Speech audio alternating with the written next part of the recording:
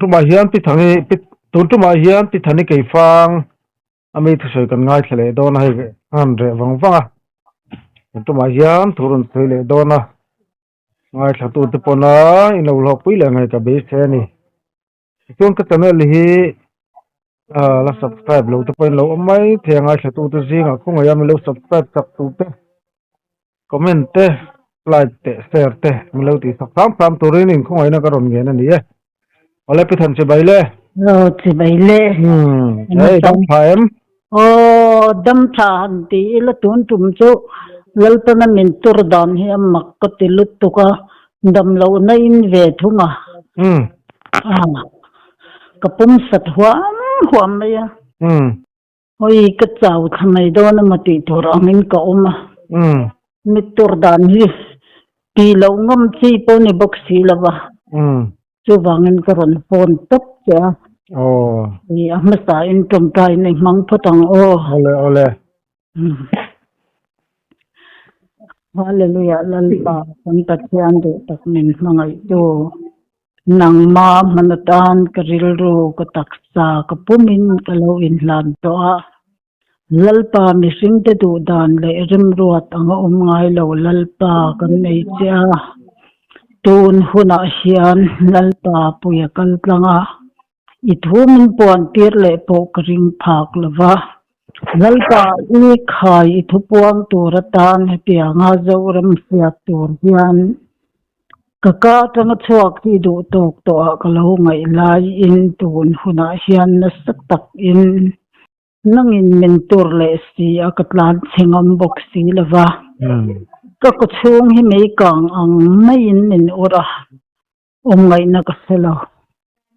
ani karo kating lam yan hi khai nangin min fiat pui kha ngai na po ka selwa pia ti tur nge ti katlan fiat don le kanun na in atur mo bo na ti in min tur boxia zanin a hian lalpa atran dan po ka thiam chuang lawa chin chia nei nangin iphal boxi lawa kaka tanga chuak idu to ka kathin lung chunga nang I chenga nangin kaka imang le tura ka ngai tup mai ani tun hona hian hallelujah amen chuti roal chuan lalpa kein doram sia ta I thupuan tan ngai na po ka selwa puya kal plangin lalpa ani in pung lumatangin I chanchin tu na lalpa imitir angin puan so kan ron tuma kuya in hong takai lauda hi ro pui katia lalpa asisel na tipo ani po athabi lo adu tu sam inti kan sia hallelujah amen nangin sel na pa pila ke mitling lo tak in chung lumatanga lalpa zoram fiata huang turin ke inti thi pakhat ma kanei lo ti isiat kha hallelujah amen tun huna hian puya mang in lalpa nangin kakakal plangin ipuang le donani amen hallelujah ngai thatu te tan lok na lo ni theina turata nangin mal min som turin tun huna hian ni khongai na kandila iduang takai manatan karil ro kataksa kapumin karon hlan parle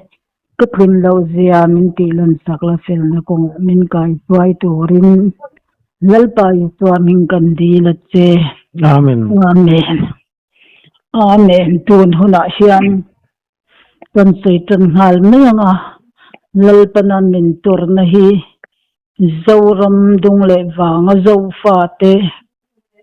kan dan amak sota zoram hi kan dan amak sot em kati na chu nikuma khan zoram bot siat na ti min lo pon tir to a kha zoram bot siat na kha kan sim si lo chuan lalpan min sim don tin min lo aw tir to a chu mi kan bo chiat na family planning mai ni lovin mangai na chau lo chu tu ma eng ma basu ti kha min au tir ani a chu ti rual chuan amen thin lung satu lalpa pathianan kan thin lung hi pakhat ma mai lovin min muchianga tun huna hian ni kumamin au tir na kha alo thing ta ti min han sil top maya nizan masale kha ni min ron sil kha min sil tang hian kapum hian kasahwam huam maya chu tuna hian zoram min sitran ta ti hi min ron pe a chuan zoram hi min sia min sizel dona he min sik na turatan hian rui lo le nak kir tak ti hi min ron pe bok sia kiril do hi chi aya aw chua hi ka ngam lawa ma se aw lo thei lo din huna lalpan min din tir tak sia wangin kitlan singam bok si lawa hallelujah amen ama thu ama ina kan thin lung a hriat fai fixi awang in pe lo te in pe a huna tuna hian tling thelapiang poiti azwal koramang mayalal pa hi bel tu kan ni ang ti a hlom ema min sik na tur thalai ruala rui lo boy heti tak mayin ani khotlangin kan dawa dawra min dawa YMA na dawa adaw tulama khan ani kan daw ne lava adaw tulama te khan ani adam doi khoi tu te ngei te an lo tang le boxia chuwangin kan zawram hi angai tom ma kan nun na hi thina ko tlang tol liam mai thien i reng lain in pe lo te in pe hun in ral rin ya hun tak no si awangin lalpan aw turin in hantia ti chuan he hi le lawa ti hian kasem don cheu kasi don cheu chumi zawa chuan lir hing ti hi min on tetla sia rap thak ki ka ti a amaro chu e amitin maite kan lo in ngai to chian hi apoi mo a yuti pa au chua ka mo au chua ka lo mi pui jing a thu soi mo kan zawai ria ta na ka han soi du chu ama ring tu in ti te yuti pa au chuak te mi pui jing au te puina kan ria tur poi mo tak chu dan siam tu chulalpa ani Holy Bible anen kan khunthi na turatan Holy Bible min pe a tituan Holy Bible kha du lai in dan misingin kan siam dil cha tituan doctrine sang ni in kan lo ta rau pakhat chang ni si in ani lalpa pakhat so rin na mun khata tur kan nia min roi ni ka biram te chu huang khata veng tu pakhat nen ti ani si awang in ma lalpa dang kan nei lawa Holy Bible dang kan nei lawa nima se a au chuak le a au chuak te kan in kal fo mai te hi ka vei em maya lalpan min vei tira tu ma hin kal tur kan lawa dan siam tu Holy Bible ngei na anen kan khen thei na tur tan lalpan Holy Bible min pek chu ani e khai aziak atam e wang in aziak chen lai la pol sang kan lo in din hi kharau thiang him lali so Krista kharau thiang him chang tu te kan ni a nima se pat sang kan ni ti hi han sai hi ka duwa arem khom tu kan ni lawa kan in mil lo fur mai te hi poi hi ka ti lut tuk maya then chuan i van ram te an lo fanga then chuan sem hun te an lo fanga vana tu ma lon ngai lo mi sing papa chau lo chutin hial na te po om amaro chutu na hian van ram om lo ti hiron sei chua ko duwa van ram alom lo shem mun alom lova in bible kan chiar chuan in tan mun siamin ka kaldon hi in tan mun ka siam chuan ka lo kir le anga kan ne na kala ang chula ti chau lai khan van ram pang le sem mun phang kha thil om lok tur ta thu ani tia kan in thwa rem pui hi angai tak mewa tu na om lo hi nakina a om do na chu om don tur lal pan lo mu lok tir chu ni ang ti in kan sathiam lo ani pan kan in sei sel hi apoi ki ti me ma atu te po sabat seramo ser lavamo kan kalda nanga kallo te kan in oi lo sakani pon ingoi me yang u yuti pa po in khak lawang u rem na siam tu chon enga thole lal pa kharau thiang him kan changani si chuan rem na siam nan man hi atul hi ka ti tak mewa hi ron au chua pui hi a mihring nan tak po hian a atul ka ti a ka lo ngai tha ka oi lo chu ti khati in ti hi ani amen mitinan thil ti ang zel rel sak durin kane na lom man na ti tu lalpa kan pathian ani dan siam tu ani dan siam tu chuan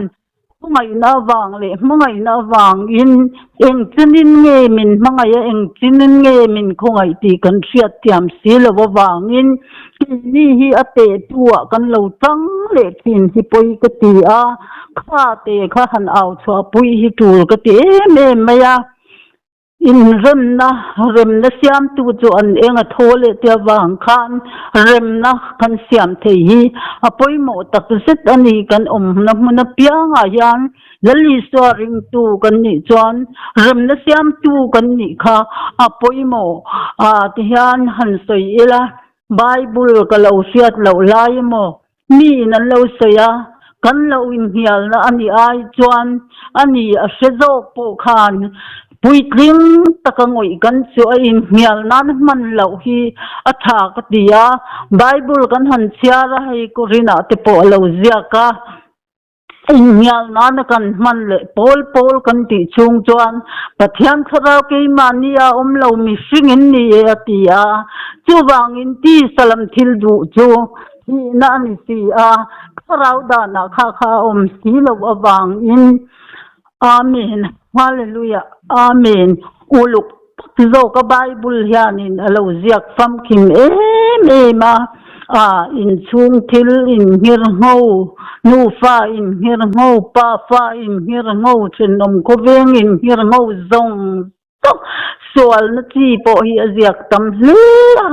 amaro chu mi te anga chin sia na hilal pan ma ka in rol a lawa wang in mi ka tan min phal lo sak khata mi te chuan an lo ti theya ro pui ka tia ka ngai tha chin sia tlap khata bible chang far ne nan han soi te phei hi chu ro pui ka ti hle amaro chu ke ma tan lalpa in tul men ti sak lo awang in min tir tu le ka kamang tu ani si awang in ke in thu nei na ka nei si la ba kha nung dara lalpan min ron da tir phei chu hallelujah amen jing me ma ka tang chuak kha ke control thei ani si lo awang in keima po khan in ngai thak kha harsa ti deu khop in timyang chang chuan keima ti amotia hanza pui rum te po kan ya ama ro chu ke in eng ma ti thei kan nei lova kaka aman yana hallelujah te kha anin soi tur min non pek nan te amanga tin ka thil siat lo hi tong siat lovin min sil tlang puya ke ju tong siat lo hilal pa yan min man tir tam me ma min lo siat sit kiam sak po ka du le ani hallelujah amen amen hallelujah amen ek hai amen ani kan Christian na hi hei kum tam tak alo ni to ring tukal masa kan pi kan pu kan u te ton ni ang tun huna hian han sai chua ka du be mai chu amen hallelujah amen ek hai amen lal ahaswar tikha han sei chwa kadu na chan chu lali suwa krista nei tu kan ni ma na tang to khan lalpa o ka sathina tia ami man ni kan in ngai lai khan lali suwa krista ate kin na tu ratan lal ahaswar tikha han sei ta ila lali suwa krista nei tu kan lo in ngai alaya amaro chu anei tu ni maila hele sing na kan la chen kat si awang in khovil sual na kara kan la chenga vasti ang khan ani amen amen vasti kha ani lal ahsara nei tu ni ma sila lal ahsara thu oi lwa ko chwa don khan akal lo awang khan ani pai khakin a chuwang in kan rin nahi rei to in lali so kristan nung hilo zui rei to via mai lang ke mani hi kan din en non that le te hi tha te hian ka han sia amen hallelujah amen tun huna hian e khai amen lali son eng tiang zong hoin nge min ko wa eng tiang ngakal turin nge min ko lalpa o lo se to thin hello tam takin min lo phone powa chu ke mani lam zel hi eng angin nge kan omadu danin kan omem lalnu es theriang khan ani amen amen lalnu es therikha eng wangin nge lal haswar na pui aloni thei mai na chan kha kan ti chuan ani amen tlom takin lalpan zenati chuan alom zong ani chuan ti te in lal swara lom zong anga om lo hlau takin ti khan a oma chutiang chuan kan thil ti kong tin re ma hian lali so krista du zong ani em kan ni tin na voin kanuna ani tun kar kanuna kumin kanuna hian ma ka sonem eng angin nge kanun na dang lamaro rel na ni ro pu tun huna hian kan fenzel si awang in zanina kanun na thi na go tlang tol liam mai thei din huna kan din si awang in lalpan din si don klap sia min si me to sia ani e khai tin maya mit hi puan rem anya tun huna thei chuan hei lalpan mi han sil zo cha phone ka han en chu ani e khai ke mani khu chung nge ya po tian mit thi pani te kan ne sai to pathum ten han ne khatiang khan thi na hianin kan chunga ro rel se be ma chuwang in ral rin hi apoi mo tak seta ko voin nun hi angin nge kamana lalpa du zong angin ka mongem ti ke mani theu kan hanin cheknan le thin angain ka sia vasti ang khanin ani lali so kristan nung lo zui rei to po ni ila adu zong kanom lo chan pai khak mai ti kan ni ti in surenga pai khak kanom lo na tu ratan lali so kristan nung kan zui na kong a hian phim khur hi apoi mo le in ka sia ako san anga arwala rintu lalpa bethin lalpa polthin kandi ani mai theye amaro chu pasal tha anga mal klat ngam khoka mal klat na hun muna po rinom takalali so krista nong zui tu kandi alan chwa theinan hu ho chau nun nilavin thei patop ihan chuang le mani chau po rin takalal nung zui tu kan ni thei na durata na tun min sik na tur min sik mek na hian mak kin hei fi sidang lam tak takin min nang kwal vela tu na phei chuan lali swa nung zui tu rin em kan lo ngai te po kan chunga na khir alo tak chuan ani kan nyam kharop rop maya lali swa nei tak tak tu ama buan tu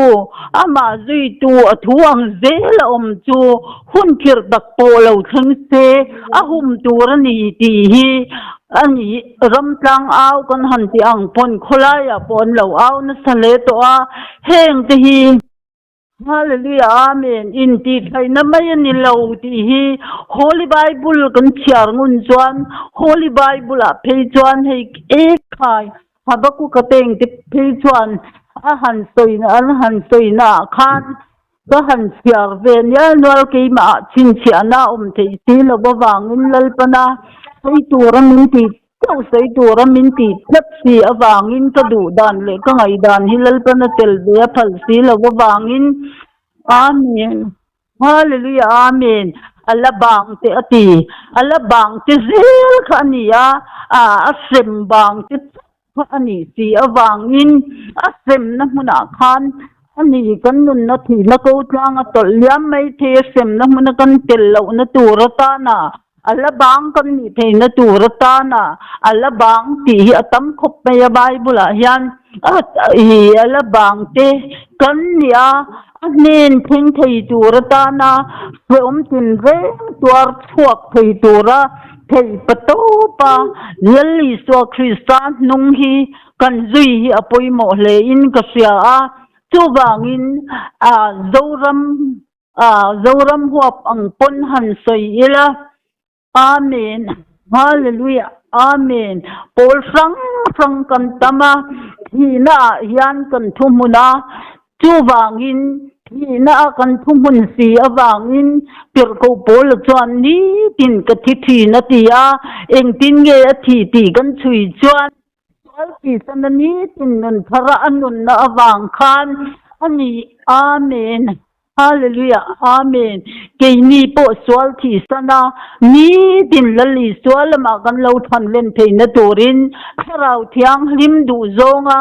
kharau soi theya kharau thiang limina du dan soi theya kan hi apoi mo le in ka sia ka han soi non le ani chu lali so Krista kharau thiang lim soi theya kan si lo chuan keimani na du tok chin le amoi tok chin mi te lom chin mi te pom chin anga kan kal ringot thi chuan mangai na ani amen lalpa min mangai na hian tu po nun hum him du chuan achana nga lali so Krista awang nun chana piang in chu mi ngei chuan hum hi mang ati si awangin ki khangin din omin lo lati chuan nun lal lukhum ka peang che atia amoi tok le ke mani nuam ti tok hi chuanin lali so Krista ina nung zui tura min ko na zona hianin kan ding fu lawang kan kal fu lawang ti hi alaom ani amen hallelujah amen tu po min zui adu chuan ma ni som poi salvin na tia nuam kalali chuan nung zui kan tum chuan kan zui thelang ti hi alom hle in ka sia soi lo thei lo soi non lo thei lo tam tak ka lo soi nu po ani ang amaro chu than thu e khai pakla tiam tu pon than thu hlui chu min sil nan polo chuan bole thua yang lo ti ang kan chu wangin soi non po angai mi tan lo soi to po ni se amen thin lunga khat liam kai na sei thi da lo ti ang khan kan soi zong hian kan ni na tak hi alang fo thi na amen hallelujah amen lalpa du dan anga kan nun theina turatan chuan ani se kan tuar alonga ya ani kalau soi to ang bok khan thinrol kan kum na amo kan in khom na amo kan na thona muna po lali so Kristan nung zui tu anen thlen ngei tum in ring oma ani in ral din na hun ani nang tak taka in ring ka du ni si chuan lali chuan nen amun buat sai chang tur chuan tom na puan kan sin phai si angai sia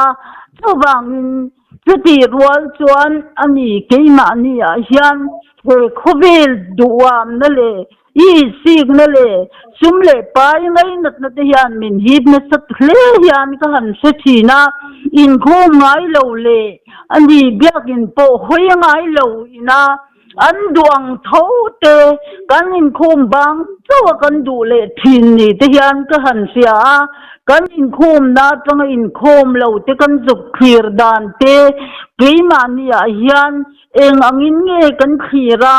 ani amen lali so Krista ina khai tura min duangin ke hi ka omem tu ma hi in munyam bik dur kan lawa achan chu ani lali so rual khen be nge po khavoina kan ne na paradi se yom ve ang atinga la chutiang chuan lali so nung lo zui re to le re lo po zurui te le no ti zwar ten van raman lu khalang chauti te bible kan mu boka chuti rual chuan in lo fa kha zi ngatanga chuak pon dulian loa ani tla yo tanga tla yo chuak chau po khan duli tho an long khan kan lung oi na to ka hian mi te na an lo van nei big na te lung oi lo nan kan mang palang ti hi a hlom hle in ka sia kan nun dan zong zonga hian ke mani hi kan in chek non fo hi atul tak ne wani kan sia thiam lo lai mi te na an lo sayamo mi te na kanin kum namunan soy mo po Bible en siya ngam zel ila apoy mo lein kasya zoram ring tu intihan Bible hi kan infop ngam lo lutuk ange kan ngay poy mo lo ani khai amin kulay han kalila kan thom siyat phone khoya chuan phone khel sakya ni mai lovin ani pasal thathan thu te hi sarmun ro pui tak ai te hian lar zo khle te hian ka han sathina lalpana min en dan tur ka han ngai to hian kan tun huna hian kan ni tin na tho kara po hian lali so tharau thiang lim keimania a omani swan lali swan ka pa du zong ti chu ko chatui darani ti ang khan kan tui pui tak takem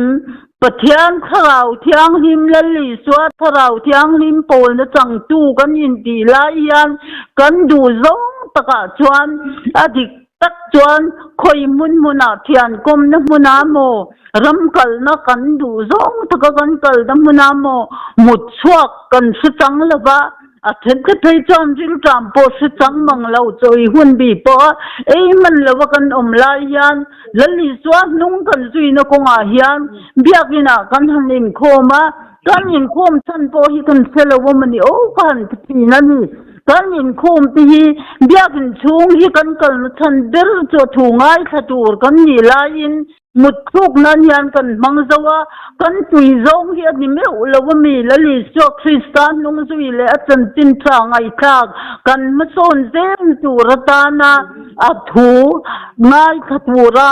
kan kal khom hian ani engatinge mut khuk nan kan man fowa kan tun hun lalpana min sik lai me hian sik khakin ka omang ti lava ani uluk tak kan in khom chan te hi kan piang tok lo mi ka ti thida eng ko usan po ka ti chuang lo ko usan tin mai ti han hoi velila sarmon ngai phak lai yan muthu hlir kan ni kan tui no lo azad ve muthu mai po ni lo ayatam zok zok ti kan han muthu zani na yan lalpan thu min pe khi asyama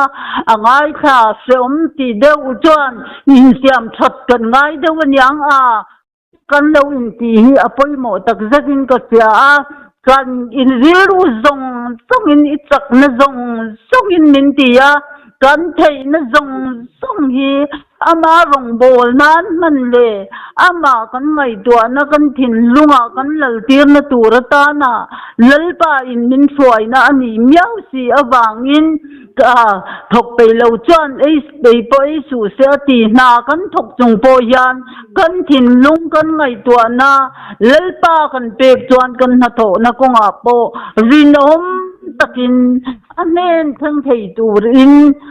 amen Hallelujah. Amen. Amal som plak ni turin kan ti apiang te lalpa mal som plak ni tura rinom taka adu zong angin kan ile kan bar kan zon na kong apo yan film kur taka kan kal hi apoy mo tak mevin ka siya.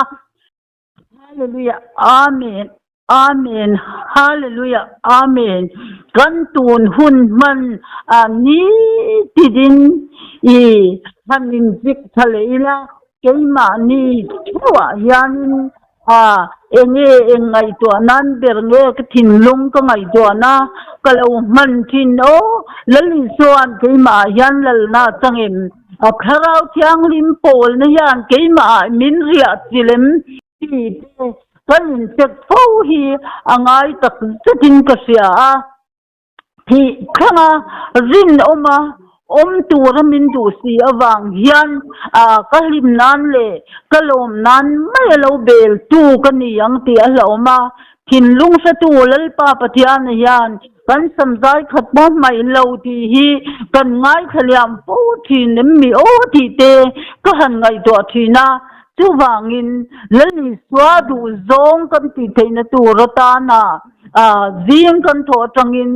eng piturin nge lalpan thil thati atana siama ominama ku chuak kan ni nakha ama du danang nge ya alal na amoy na kan keima ni thin lung chung nge ya yan amai na chen na nadua chuwangin amen hallelujah a chen na tlak ni turin kan ngai to na ten khovel thilla kan chun kha tlat chuan lali swa hi enga nge alo len te lulang chuwangin ama chau mun kiana kan kut kan ke in kan le bar kan tho rualin engla ko in lali swa fiat na nung kan nei hi poimo tak zatin ka sia kan tun hun kan nun na hi thi na ko tlang tol liam mai thei ani le kan nun na kol tu hilal pa ani tlak si awangin ani chuan e khai amen hallelujah doctor po man ruwa man chuan mitam tak andam chuaka nima se kan tun huna hian amen hallelujah aven ahwal him na kan chang talaba mi ti mai tur in kong tin re thi na tam ema accident tuita ti te lo mulum mai te khatiang re nga ani si kha chuan tun hun akan tun dar kar zela hian kan in rin hi apoimo ema sei chak lo thei kan ni lo walal pan min nor na ve boxia chu wangin ka du tham na hi chuan ke po hi kan siat de du reng kan ni amaro chu plan khu thei la min siam tu lalpa chu fakin om sela hallelujah amen amen ro puina acham na tlak ni turin thiang hlim takin thiang hlim na lovin tu man lalpa an mu thei lova chu wangin kan nun hi kan von thiang hlim hi apoi mo tak zatin ka sia ko san sang te kan om akara hian ka in huang hung kan in huang hung na kan pol ti dan mo ko san tin te kan in hung na hi dai thiat apoi mo len ka sia lali so krista ka thenin om lo ti hi kan fiat non fo angaya le lama ke ni na lali so nen kheng lo turanga midang kan da fo le ke mani chau hi kung tura kan inda hian lalpan eng tin nge khai kan chunga ro arel ang ani dika kan in siat na le thani kan in siat na hian lal nen kan khing zo don lawa chu wangin ka unau pui kan mising pui ma karem thei si lo chuan eng tin nge lali suam min buat sai ka chan theyang amen pol dan ko san dan khang zong kha ti lo tur ni lavin bible thu ne na in remem ti hi ien chiang mang u Bible ina min suai atum dan ang zel kan kalle Holy Bible kan zom tam phot chuan ane na hian million kan ne dozok dona chuwangin rongbol tu how to ni do chu rongbol tu alo masaro se atia chuwangin anen kan khen theina turatan le anen na million kan ni theina turatan chuan rongbol tu zom na puan sin chung tiang khanwai tiang a in siangam turin tun huna hian ek hai amen hallelujah lalpan min lo soi tirta ani chu amen hallelujah amen uluk takin yuti pami te po ke kalau ngai tha nang ni pon min lo ngai thak ve fo hi karinga yuti ble yuti pa amma rong bol tu in nisi lali to krista rong bol tu nisi kan hin khak fo le kan hanin ei lo fo ti kan ti lo tap turani ani missing ani in mial pathian kharau thiam ti ma khan in mial na a lo ani chuwangin pol in ti chung chu missing in ni ati kha chuwangin tun lai kan ring tun na khan korina zia ka khanin nutun na lai ne na thu soi angin kat thu ka soi ani ati kha chuwangin kan nau panga rin na ko kan nau chuwangin dik bani do na thin lung kan nei chuan mi ting ril ruwa chuak ti ke mani in kan in sia dring angai ani chuwangin rin takin thi thangin rin omin lo la ti chuan nun na la lukum ka peng che ti lo thei turin kan tun huna hian kim lo tak le thiam lo tak lalpana min tirwanga hel lalpa thur nei zo kania tiam wang soi kanilawa kasiat wang soi po kanilawa lalpan min ron man na chu karon aw pui te zo kania ngai thatu te zongina lok takai lo man thei na turin kei lungte mai lo aw chua si chuan ani thiam na sang tak te le khathiam tak ten mo phot na lian takin nei ti kha in lo in siat apoi mo le in ka sia kei ziak le chiak po thiam thum lo le tun huna po ka ti thei ve turang po lalpa in khai amen ka ngai dan le ka mi sing bu dan atel pal a lau si awangin bible po keu thei mia lovin min siama atyar chu ka phiar de re ya kumin thei chu ka tha mia lo angania amaro chu chin chian re cái cái mà ya nó thấy là va cái mà thấy hết cho anh lên phần cực lại lên mà nam min tira cái hành số na po 99 cái lẽ thì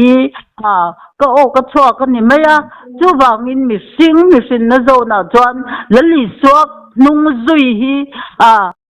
thak angin alang thon chu khovi la hian duam na te sing na te tai mak na te chu tiang chon kan mi sim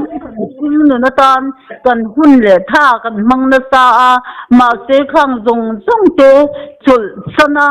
ama rong chau bol tu ra min lo da na la ya hian chuwangin sing nu na khir na zo na chuan zan ina po hian 99 karon aw thua khani ti kha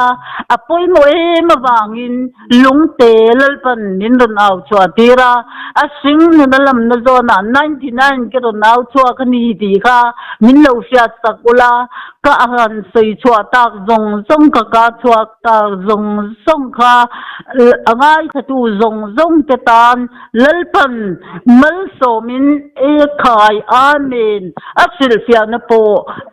khai lalpan pe vit chusela mason na nen lo man thei na thau thei na turin mal min som ro se amen khai ngai nom alo mom hle mai lalpan na po lo ve dang the